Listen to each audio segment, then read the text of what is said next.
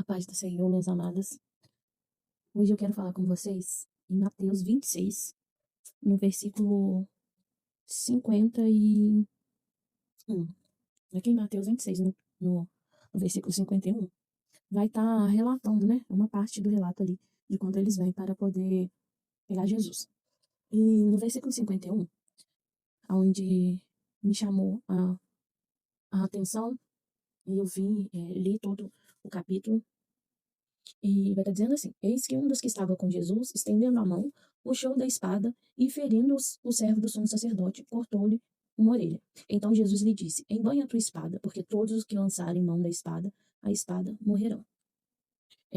Já lá em João, vai estar dizendo que esse discípulo de Jesus que cortou a orelha do sumo sacerdote era Pedro, né? Então eu quero colocar para vocês, para quê? Para não pegar um versículo e montar um contexto, né, em cima de um versículo, porque é um capítulo inteiro de 75 versículos.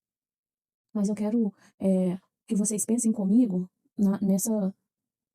que vocês pensem comigo exatamente do modo a qual eu pensei, porque às vezes a gente fala as coisas muito assim, só que na nossa cabeça tem um outro sentido, um outro significado, e a gente não conseguiu passar para a pessoa aquilo que que Deus falou com a gente, né? Porque Deus fala, e através da palavra dele. E Deus ressaltou esse versículo, né? Então, o que eu queria trazer para vocês aqui é os discípulos, né? Ele lançou a mão na espada e Jesus falou com ele: Não lance a mão na espada, porque aquele que lança a mão na espada, pela espada morrerá. Então, o que eu entendo com isso?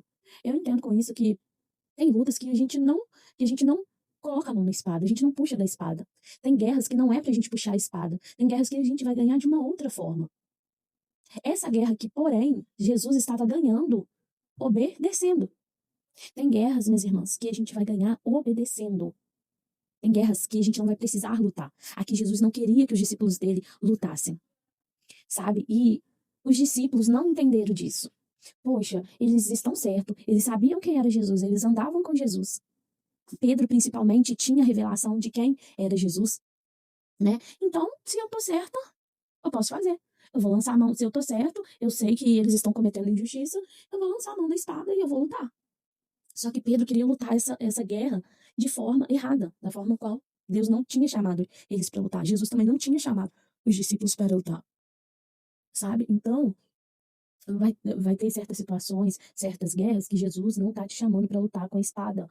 Jesus não está te chamando para lutar com arma, que a sua arma mais poderosa vai ser a obediência. E o que eu entendo com isso?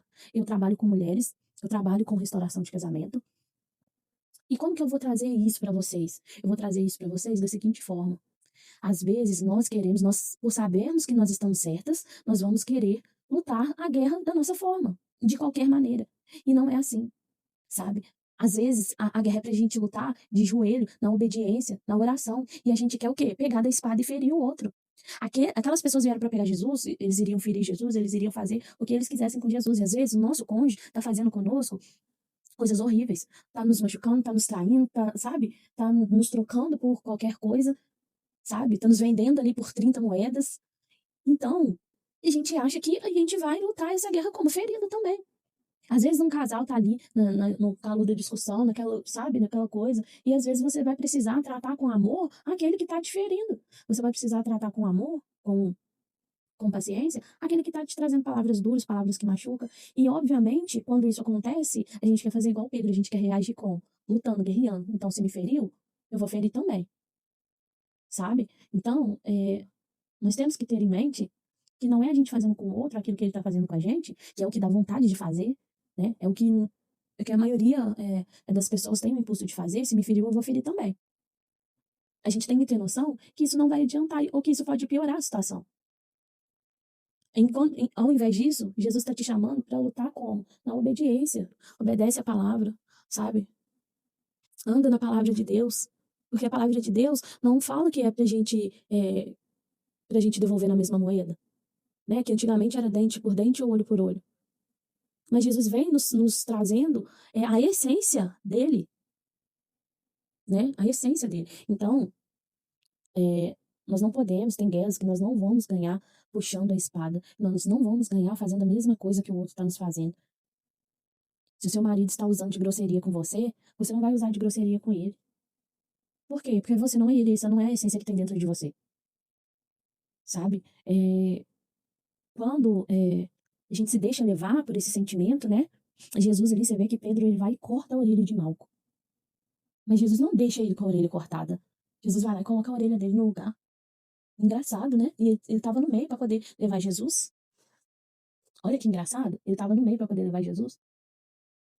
Jesus já sabia de tudo que ia acontecer, de tudo que eles iam fazer, de tudo que ele precisava passar. Mas Jesus sabia que Deus estava vendo tudo. Sabe? Que Deus sabia de tudo.